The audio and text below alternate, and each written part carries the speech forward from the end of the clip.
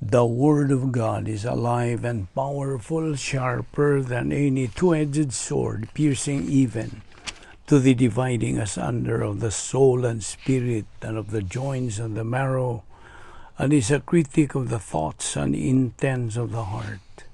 All Scripture is God-breathed and is profitable for doctrine, for reproof, for correction, for instruction in righteousness, that the man of God might be mature, thoroughly equipped unto all good works. Study to show thyself approved unto God, a workman that needeth not to be ashamed, rightly dividing the word of truth. Psalm 73:26, my flesh and my heart may fall, or may fail, but God is the strength of my heart, and my portion forever.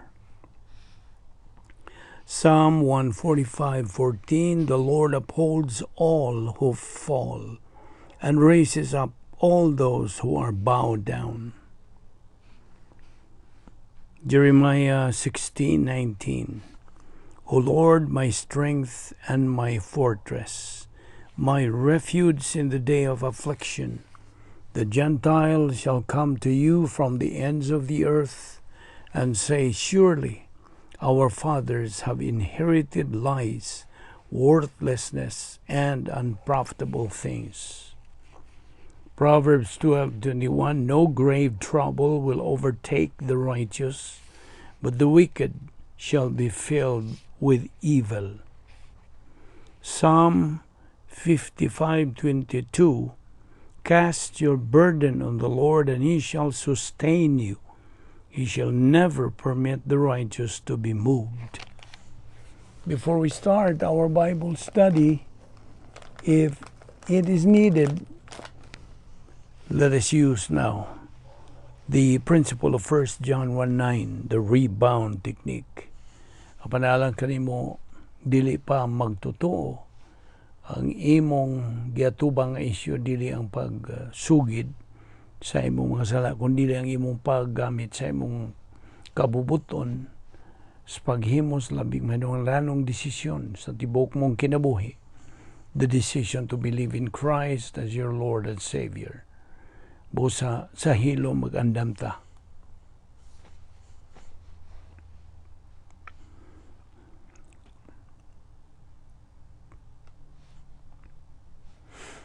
Amahan na mong langit noon, nagapasalamat kami kanimo ning lain usab nga higayon sa among pagpadayon sa pagtuon sa among pulong. Salamat nining lain nga usab nga higayon. Imong pagdala kanamo dinhi aron kami makapadayon sa among spiritual momentum. Salamat ning among Bible study through the YouTube. Ubos sa Balbido Evangelistic Ministry, kining tanan among ipasalamatan sa ngalan ni Ginoong Jesucristo. Amen. Well, may adlaw sa tanan na itong mga subscribers ug mga igsoon diyan ni Kristo. Welcome everyone. Niya po kita magadupot sa atong tunanan, the dynamics of the spiritual life, life beyond Gnosis. Ephesians 5:1, palihog, abrihin mong Biblia diha. Episo Kapitulo 5, versikulo 1, nagkanayon kini, be imitators of God. Pagka mainawaton sa Dios. Now, kitang mga magtotoo, kanunay yung nagatubang sa atong kabubuton, right? We always face volition. Kaya binimo, all of life is decision making. Tanan nimong kalihukan nang ginahanglan gyud sa imong desisyon. We can decide either to be spiritual or to be carnal. Ingon nga mga magtotoo. We are now in the post-canon era. Before this was the pre-canon era. Before the Bible was completed. So, niining atong panahon karon, ubos sa katuigan sa simbahan, the post-canon era, hinumdumi ang tulo ka mga titulo ni Ginoong Jesucristo. Number 1, Son of God. Number 2, Son of David. And number 3, King of Kings and Lord of Lords. So ako nagibalik aron di nagyon na nimo makalimtan kining tulo kaharianong titulo ni Ginoong Jesucristo. Mao hinungdan ngano nga kitang mga magtutuobos ni katuig simbahan. Mga sakop kita sa harianong panimalay sa Dios tungod kay kita ang mga subjects, okay, mga ginsakupan sa gingharian ni Ginoong Jesucristo. We are the Lord Jesus Christ subjects in His kingdom. O kining great power experiment nga itong itutukan last time. Kining great power experiment sa hypostatic union ni Ginoong Jesucristo, muhunong kini, mahuman kini sa pagkabanhaw sa atong Ginoong Jesucristo. Nahunong, of course. Kining great power experiment of the church age will terminate at the church rapture. Kay kining atong katuigan sa simbahan nga kita matag usa ka natong mga sakop niini mao man nagsimbahan. Ang great power experiment sa katuigan sa simbahan will terminate at the church rapture. Paminaw, ang gahom sa Dios makatunan lamang kini pinagi sa atong pagtuon sa pulong sa Dios. Kini atong ginabuhat adlaw-adlaw, mao kini ang proseso, mao kini ang protokol, mao kini ang paagi nga atong makatunan kining maong great power experiment. Iman nga si Ginoong Jesucristo mo ay nagadumala sa kasaysayan. He is controlling history. Ang imong kinabuhi kinuptan kini ni Ginoong Jesucristo karon nga anak ka na sa Dios. Ikaw sakop na sa harianong panimalay sa Dios. You are set apart, gipaglain ka na. Ikaw bag-o na nga kaliwatan. You are a new species. You no longer are under the law. Wala na. So don't say, well, it's okay as long as I follow the 10 Commandments. I don't need salvation. I believe I can be saved by following the 10 Commandments. And I'm a good person. That's wrong. Sayop ka na, nga naman. Tungod kay ang Ebiso 2:8-9 unsay gisulti. We have been saved by grace through faith, that not of yourselves. It's a gift of God, not of works, lest anyone should boast. Now, ang Israel nga mao ang mga Hudiyo had specialized priesthood.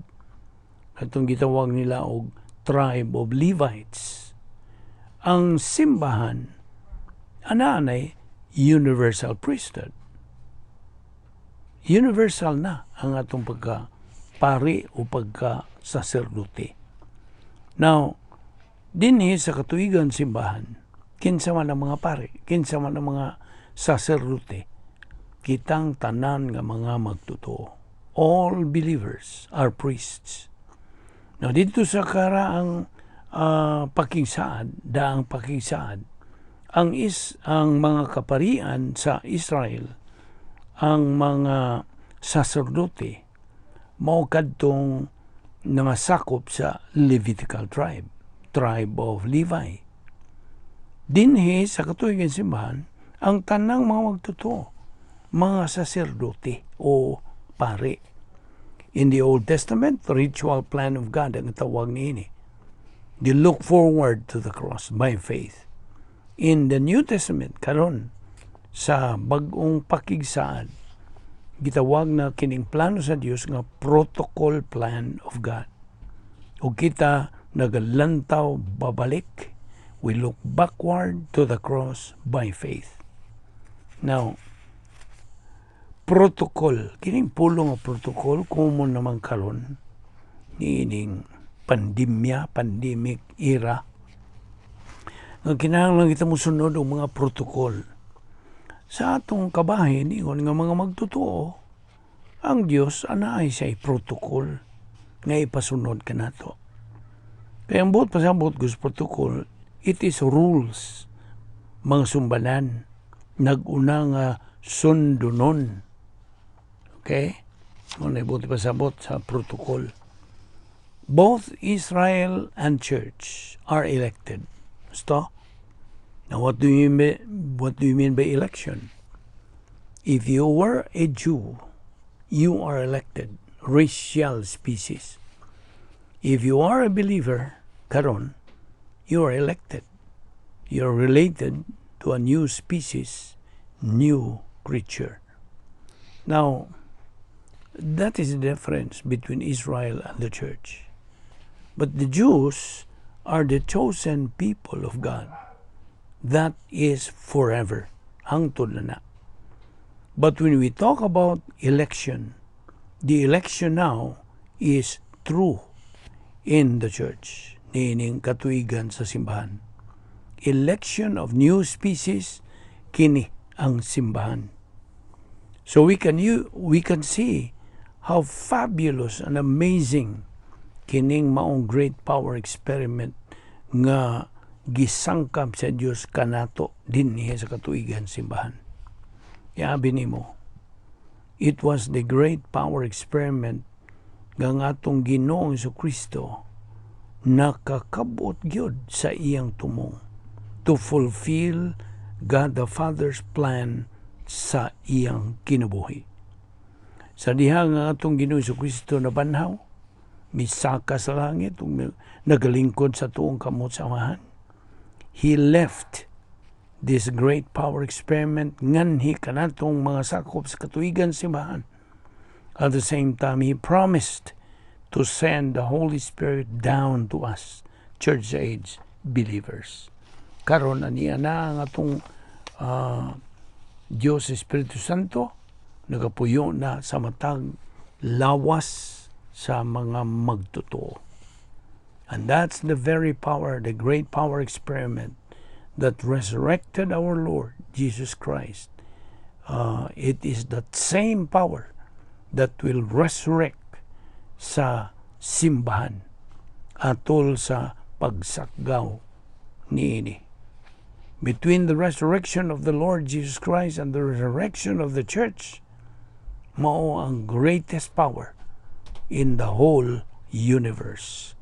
Omnipotence of God the Father, omnipotence of God the Son, and omnipotence of God the Holy Spirit. Dini una kita mohunong, dini nga itong pagtuon karon at ipadayon kini ugma. Magampo ta. Amahan na mong langit no, nagapasalamat kami kitsi mong grasya, nga among ipaimuslan dini adlaw. Bani kami sa among pagpadayon, paggamit ni ini sa among adlaw-adlaw panginabuhi. Kining tanan among ipasalamatan sa ngalan ni Ginoong Jesucristo. Amen.